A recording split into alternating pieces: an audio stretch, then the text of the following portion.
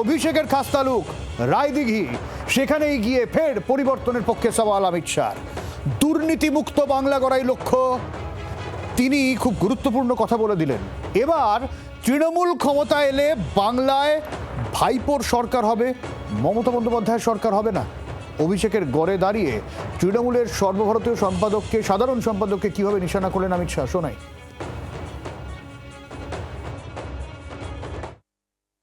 अगर तृणमूल कांग्रेस को वोट देने की गलती की तो यहां पर भाईपो का शासन होगा, ममता दीदी का शासन नहीं होगा। मुझे बताओ, आप लोग भाईपो के शासन से सहमत है क्या? ঠিক কি বলতে চাইলেন অমিত শাহ একটু বুঝে নেব। মৌমিতা চক্রবর্তী আমাদের প্রতিনিধি রয়েছেন আমাদের সঙ্গে। মৌমিতা,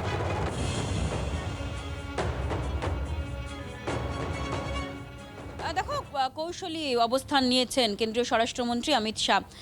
যখন একদিকে রাজ্যে ক্রমাগত এই অভিযোগ সরাসরি রাজ্যের মুখ্যমন্ত্রী মমতা বন্দ্যোপাধ্যায়, এর আগে আমরা শুনেছি তিনি বলেছেন যে নরেন্দ্র মোদী ভালো কিন্তু অমিত শাহ তিনি ভালো নন, সেই একটা ধরনের পাল্টা ন্যারেটিভ কি তৈরি করতে চাইলেন অমিত শাহ? সে প্রশ্ন থাকবে, কারণ যেখানে তিনি বলছেন 26-এ যদি তৃণমূল কংগ্রেস ক্ষমতায় আসে তবে মমতা বন্দ্যোপাধ্যায়ের হাতে আর সেই শাসন ক্ষমতা থাকবে না, শাসন ক্ষমতা থাকবে অভিষেক বন্দ্যোপাধ্যায়ের হাতে। এবং মমতা বন্দ্যোপাধ্যায়ও নিজে চাইছেন অভিষেক বন্দ্যোপাধ্যায়কেই মুখ্যমন্ত্রী করতে। এর পাশাপাশি তিনি বেশ কিছু নাম দিয়েছেন, যে নামে তেজস্বী যাদব, স্টালিন, এই রকম যারা পরিবারতান্ত্রিক রাজনীতি করেন সেই পরিবারতান্ত্রিক রাজনীতিবিদদের নাম বলেছেন। পরিবারতন্ত্র এবং পরিবারতান্ত্রিক রাজনীতির অবসান ঘটানোর কথা বলেছেন আজকে কেন্দ্রীয় স্বরাষ্ট্রমন্ত্রী। এবং সেই জায়গায় দাঁড়িয়ে খুব স্বাভাবিকভাবেই কেন্দ্রীয় স্বরাষ্ট্রমন্ত্রীর নিশানায় আজকে ছিলেন আগাগোড়াই অভিষেক বন্দ্যোপাধ্যায় এবং কোট আনকোট ভাইপো হিসেবে তিনি নিশানা করেছেন। আর এই যে পরিবারতন্ত্রের কথা যে বলা হলো অমিত শাহ, তিনি বলেছেন, তিনি এই বিষয়ে সুর চড়িয়েছেন, কি বলেছেন শোনাই। अगर तृणमूल कांग्रेस को वोट देने की गलती की तो यहां पर भाईपो का शासन होगा, ममता दीदी का शासन नहीं होगा। मुझे बताओ, आप लोग भाईपो के शासन से सहमत है क्या? যেরকম আমাদের প্রতিনিধি বলছিলেন যে একটা কাউন্টার ন্যারেটিভের চেষ্টা করলেন অমিত শাহ, যেখানে মমতা বন্দ্যোপাধ্যায়ের পাল্টা অভিষেক বন্দ্যোপাধ্যায়কে দাঁড় করালেন এবং অভিষেক বন্দ্যোপাধ্যায়ের শাসন হবে এমনই থিওরি সামনে আনলেন অমিত শাহ। এবং ঠিক এই জায়গায় দাঁড়িয়ে দুর্নীতিবাজদের শাস্তির কথাও তিনি বললেন, উল্টো করে ঝুরিয়ে মারার নিদান। শুনুন। मथुरापुर की सभा में कहकर जाता हूं, भाइयों बहनों, कमल फूल की सरकार ला दो, ममता बनर्जी के गुंडों को हम उल्टा लटका कर सीधा करने का काम करेंगे। एक एक को चुन चुन कर जेल की सलाखों के पीछे डाल दिया जाएगा। আমরা রাজনৈতিক প্রতিক্রিয়াও নেব। তৃণমূল কংগ্রেসের জয়প্রকাশ মজুমদার রয়েছেন আমাদের সঙ্গে। জয়প্রকাশ বাবু, আজকে অমিত শাহ যেটা বললেন যে এবারে ক্ষমতা এলে মমতা বন্দ্যোপাধ্যায় নয় অভিষেক বন্দ্যোপাধ্যায়ের শাসন, কি বলবেন? আমি সেই প্রসঙ্গের আগে প্রথম বলবো যে স্বরাষ্ট্রমন্ত্রী বলছেন উল্টাকে লটকাকে শাস্তি দেব, এটা ভারতবর্ষের কোন আইনে আছে? স্বরাষ্ট্রমন্ত্রী একটা অনৈতিক বেআইনি কথা বলছেন, বোমবেটেদের মতন, দস্যুদের মতন, গব্বর সিং এর মতন কথা বলছেন, তার লজ্জা হওয়া উচিত।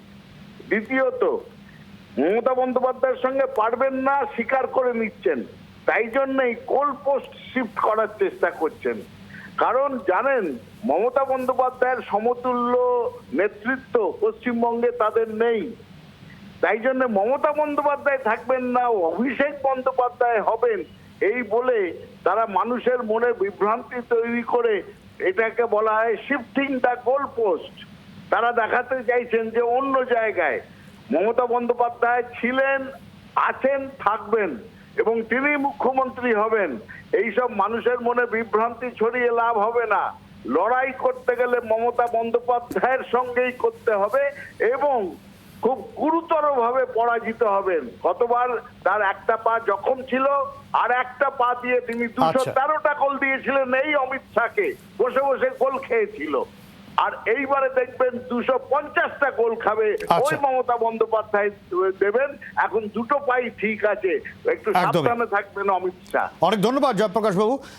আমরা আমাদের সঙ্গে সম্বিত পাল রয়েছেন, রাজনৈতিক বিশ্লেষক। আমি একটু সম্বিত বাবুর কাছে যাবো। সম্বিত বাবু, অমিত শাহ এটা কেন বললেন যে এবারে ক্ষমতায় এলে অভিষেক বন্দ্যোপাধ্যায়ের শাসন হবে, মমতা বন্দ্যোপাধ্যায়ের শাসন নয়? কারণটা কি বলে আপনার মনে হয়? বিজেপি বরাবরই তৃণমূল কংগ্রেসকে যখন আক্রমণ করেছে তখন পিসি ভাইপো এই ন্যারেটিভ নিয়েই আক্রমণ করেছে। আগের ইলেকশনেও আমরা দেখেছি, কারণ দুর্নীতির অভিযোগ যখন উঠছে তখন মমতা বন্দ্যোপাধ্যায়ের নামে সরাসরি দুর্নীতির অভিযোগ তোলার মতো জায়গায় বিজেপি নেই। যেখানে অভিষেক বন্দ্যোপাধ্যায়, তার বিরুদ্ধে কিছু অভিযোগ রয়েছে, তিনি তাকে বারবার কেন্দ্রীয় সংস্থাগুলি জেরা করেছে একটা সময়ে, এবং তার বিরুদ্ধে অনেকগুলো অভিযোগ রয়েছে। তার বিলাসবহুল জীবন নিয়ে বা তার বাড়ি নিয়ে অনেক রকমের অভিযোগ রয়েছে। কাজেই সেইটাকে প্রতিষ্ঠা করা অনেক সহজ যখন তারা দুর্নীতি নিয়ে কথা বলছেন, এবং তার জন্যই আমার মনে হয় যে অভিষেক বন্দ্যোপাধ্যায়কে সরাসরি নিশানা করেছেন আরেকবার অমিত শাহ, এবং তিনি এটাই বলার চেষ্টা করছেন যে এবার ধীরে ধীরে আরেকটা দিকেও যদি আমরা দেখি, ধীরে ধীরে তৃণমূলের পালাবদল তো হবেই। মমতা বন্দ্যোপাধ্যায়ের হাত থেকে ব্যাটন চলে যাবে অভিষেক বন্দ্যোপাধ্যায়ের কাছে, সেটাও এক রকমের পরিষ্কার। এবং তার জন্য বিজেপি সেই আক্রমণের রাস্তাটা খুলে রাখছে, এবং বরাবরই সেটা করছে। আমি আগেও যেটা বললাম যে এর আগের নির্বাচনগুলোতেও আমরা তাই দেখেছি, এবারেও অমিত শাহ সেই বিলগুলি বাজিয়ে গেলেন। বাংলার আওয়াজ, বাঙালির আবেগ, জি 24 ঘন্টা।